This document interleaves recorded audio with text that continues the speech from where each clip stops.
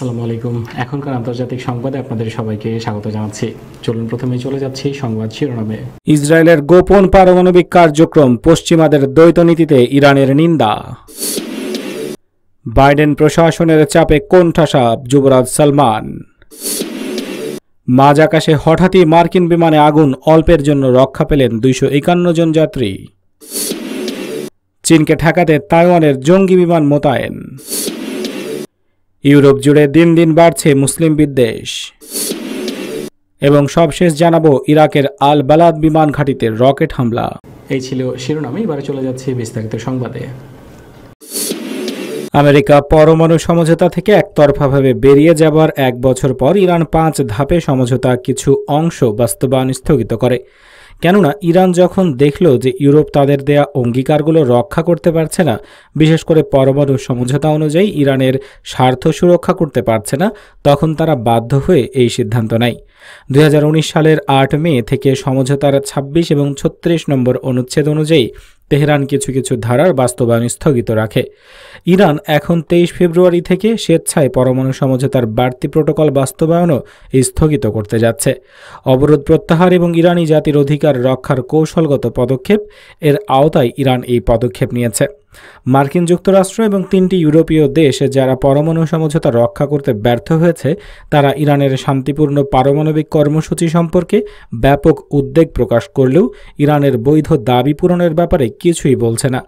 তারই প্রতিক্রিয়ায় ইরানের পররাষ্ট্রমন্ত্রী একটি টুইট করেছেন। ওই টুইট বার্তায় ডক্টর জাওয়াদ জারিফ পরমাণু ইস্যুতে আন্তর্জাতিক আণবিক শক্তি সংস্থা এবং পশ্চিমা দেশগুলোর দ্বৈত নীতির তীব্র সমালোচনা করে বলেছেন, এই অঞ্চলে পারমাণবিক বোমা তৈরির একমাত্র কারখানা হল ইসরায়েলের দিমোনা। স্যাটেলাইট চিত্র এবং আমেরিকার ফেডারেশন অব সায়েন্টিস্টদের বক্তব্য অনুযায়ী ইসরায়েল ওই দিমোনা পরমাণু অস্ত্রাগারের সম্প্রসারণ করে যাচ্ছে। আমেরিকা ও ইউরোপ কিন্তু এ বিষয়ে অন্ধনীতি অনুসরণ করে নীরব রয়েছে। তাদের যত উদ্বেগ ইরানের শান্তিপূর্ণ পরমাণু কর্মসূচি নিয়ে, সুতরাং তাদের মুখে উদ্বেগের কথা বেমানান। আল মায়াদিন নিউজ নেটওয়ার্কও দিমোনা সম্পর্কে বিস্তারিত তথ্য দিয়েছে। ব্রিটিশ দৈনিক গার্ডিয়ানও প্রিন্সটন বিশ্ববিদ্যালয়ের গবেষক পাওয়েল বুদভিগের বরাত দিয়ে এই সম্পর্কে লিখেছে, মনে হচ্ছে 2019 সাল কিংবা 2018 এর শেষ দিকে নেগেভ মরুভূমিতে ওই অবৈধ পারমাণবিক কার্যক্রম শুরু করেছে ইসরায়েল, অথচ এই ইসরায়েল আজও এনটিপি চুক্তিতে স্বাক্ষর করেনি। তার তথ্য মতে ইসরায়েলের পারমাণবিক অস্ত্রাগার ডিমোনায় প্রায় 90টি ওয়ারহেড রয়েছে। 1950-এর দশকে ফরাসি সরকারের গোপন সহায়তায় ইসরায়েল দিমোনা চুল্লির নির্মাণ কাজ শুরু করে, আর আমেরিকার সহযোগিতায় ওই চুল্লি সম্প্রসারিত হয়। ডক্টর জারিফ তাই আমেরিকার president Joe Biden, IAEA, British প্রধানমন্ত্রী বরিস জনসন, ফরাসি প্রেসিডেন্ট ইমানুয়েল ম্যাক্রন এবং জার্মান চ্যান্সেলর অ্যাঞ্জেলা মার্কেলের নাম উল্লেখ করে তাদের উদ্দেশ্যে প্রশ্ন রাখেন, আপনারা কি অত্যন্ত উদ্বিগ্ন? আদৌ উদ্বিগ্ন? একটুখানি আপনাদের কি মন্তব্য করার অধিকার আছে? ইরানের পররাষ্ট্রমন্ত্রীর এই প্রশ্ন এখন শান্তিপ্রিয় গণতান্ত্রিক বিশ্বের সকল মানুষেরও। সাবেক মার্কিন প্রেসিডেন্ট ডোনাল্ড ট্রাম্পের আমলে যুক্তরাষ্ট্রের সঙ্গে অভূতপূর্ব ঘনিষ্ঠ সম্পর্ক গড়ে উঠেছিল সৌদি আরবের। বিশেষ করে সৌদি যুবরাজ মোহাম্মদ বিন সালমান বা MBS এর ছিল মারাত্মক সুসময়। প্রেসিডেন্ট ট্রাম্প তার সঙ্গে ব্যক্তিগত সম্পর্ক গড়েছিলেন এবং ইয়েমেন যুদ্ধে মার্কিন অস্ত্র ব্যবহারে ব্যাপক স্বাধীনতাও দিয়েছিলেন। কিন্তু সৌদি যুবরাজের সেই সুদিন হয়তো ফুরিয়ে এসেছে।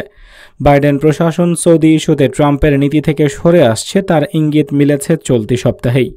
হোয়াইট হাউসের প্রেস সচিব ইয়েন সাকি সম্প্রতি বলেছেন, যুক্তরাষ্ট্রের নতুন প্রেসিডেন্ট জো বাইডেন সৌদি আরবের সঙ্গে সম্পর্ক পুনর্মূল্যায়ন করতে চান। ট্রাম্প তার মেয়ের জামাতা জ্যারেড কুশনারের মাধ্যমে যুবরাজ সালমানের সঙ্গে ঘনিষ্ঠ সম্পর্ক গড়ে তুলেছিলেন। তবে বাইডেন সৌদি ইস্যুতে যুবরাজ নয়, সরাসরি বাদশাহ সালমানের সঙ্গে কাজ করতে বেশি আগ্রহী। সৌদি আরব ইস্যুতে মার্কিন নীতি পরিবর্তনই অর্থ হল ট্রাম্প জামানায় যুবরাজ সালমানের যে সুদিন এসেছিল তার অবসান। এখন যুক্তরাষ্ট্রের সঙ্গে কৌশলগত এবং নিরাপত্তা সম্পর্ক বজায় রাখতে হলে সৌদিকে বাইডেন প্রশাসনের নতুন চিন্তাধারা মেনে নিতে হবে এবং প্রয়োজনে স্বার্থ ত্যাগও করতে হবে। যুক্তরাষ্ট্র বলেছে তারা ইয়েমেন যুদ্ধে সৌদি নেতৃত্বাধীন জোটকে আর সমর্থন দেবে না। অবশ্য সৌদি আরব বলছে তাতে কোনো সমস্যা নেই, তারাও এই যুদ্ধের সমাপ্তি চাচ্ছে। মার্কিন প্রশাসনের দাবি কাতারের সঙ্গে সম্পর্ক ঠিক করতে হবে। সৌদি সরকার ইতোমধ্যেও সেটা করে ফেলেছে। সৌদিতে আটক মানবাধিকার কর্মীদের মুক্তি দিতে হবে বলে শর্ত দিয়েছিলেন বাইডেন। গত সপ্তাহেই আলোচিত নারী অধিকারী কর্মী লুজাইন আল হাথলুলকে মুক্তি দিয়েছে দেশটি।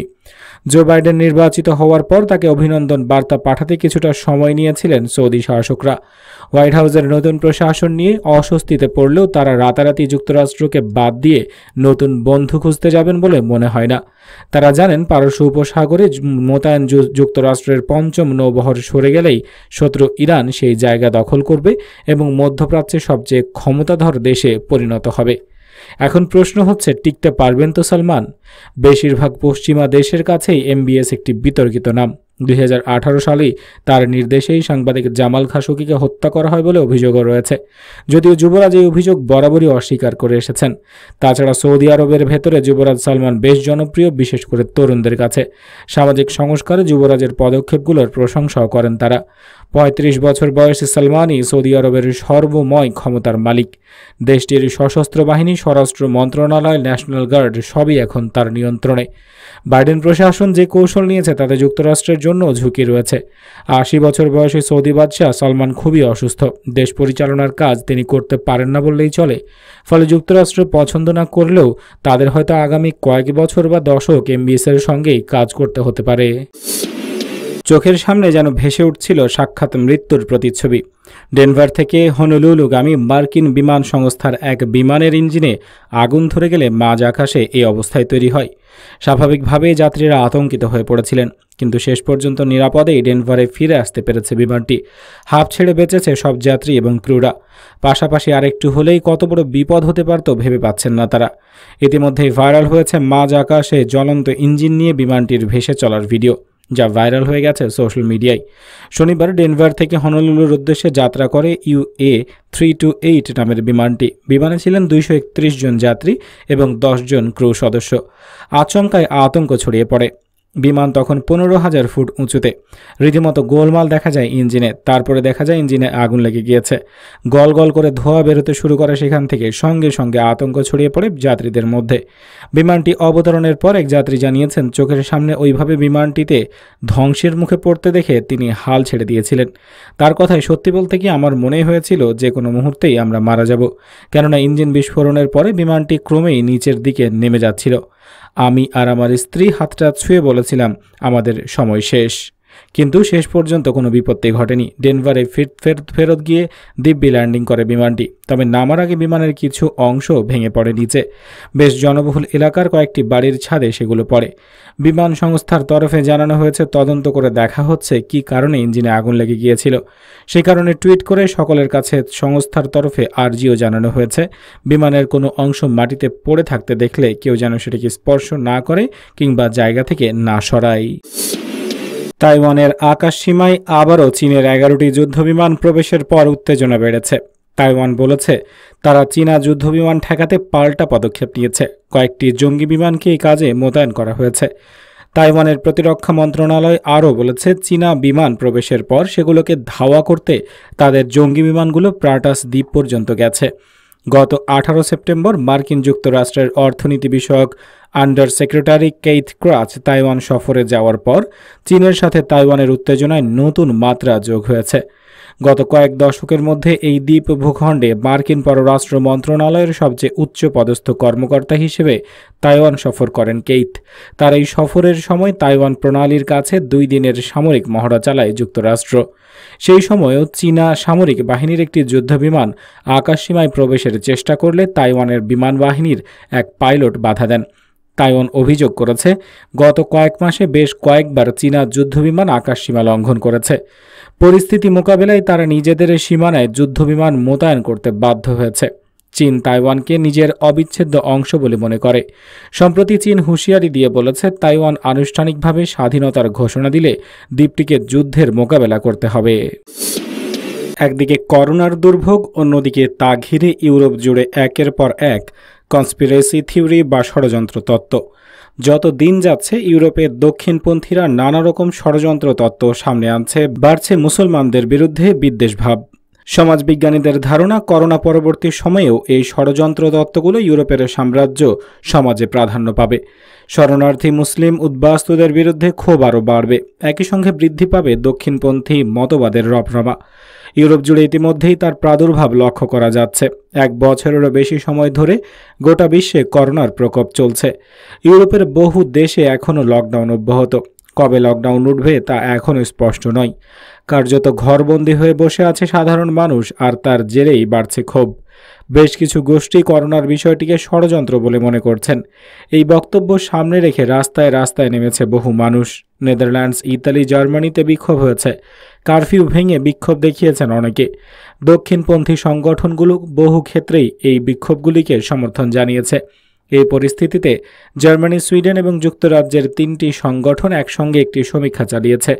ইউরোপের 8টি দেশে ওই সমীক্ষা চালানো হয়েছে। কথা বলা হয়েছে 12,000 মানুষের সঙ্গে। সমীক্ষার ফলাফল আশঙ্কাজনক। রিপোর্টে বলা হয়েছে, করোনার চলে গেলেও ষড়যন্ত্র তত্ত্বের প্রাদুর্ভাব কমবে না।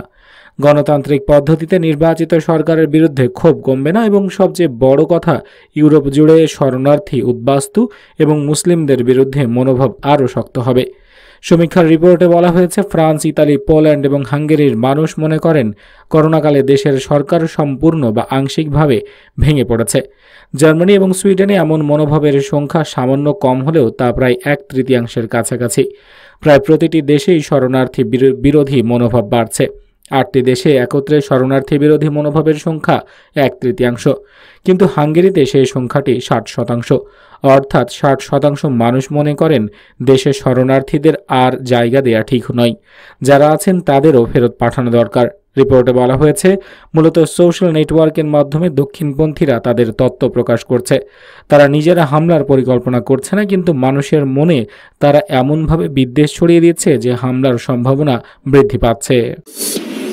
ইরাকের সালাউদ্দিন প্রদেশের আল বালাদ বিমান ঘাঁটিতে রকেট হামলা হয়েছে। এই ঘাঁটিতে মার্কিন সন্ত্রাসী সেনাবাহিনীর সদস্যরাও অবস্থান করছে বলে জানা গেছে।